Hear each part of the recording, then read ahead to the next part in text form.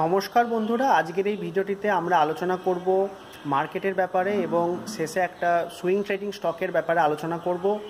তো ভিডিওটি শেষ পর্যন্ত দেখতে থাকুন। তো প্রথমে আমরা আলোচনা করব মার্কেটের ব্যাপারে।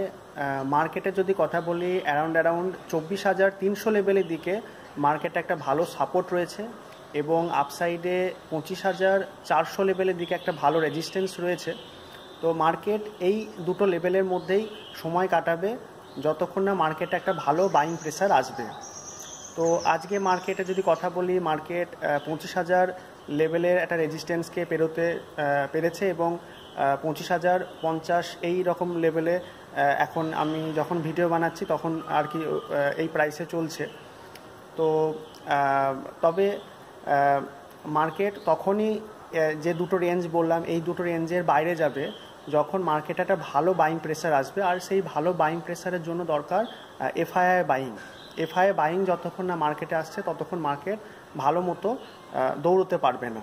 হ্যাঁ, আমরা রিসেন্ট সময় কি দেখছি না, ডিআই লাগাতার বাইং করছে এবং এফআইআই লাগাতার সেলিং করছে, কিন্তু এফআইআই ভালো বাইংটা অবশ্যই দরকার মার্কেটের ওভারঅল স্টেবিলিটির জন্য। তো আজকে যে সুইং স্টকটি আমি বেছে রেখেছি তার নাম হচ্ছে প্রিমিয়ার এক্সপ্লোসিভস।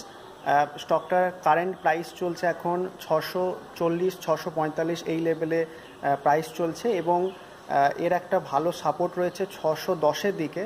তো 610-এর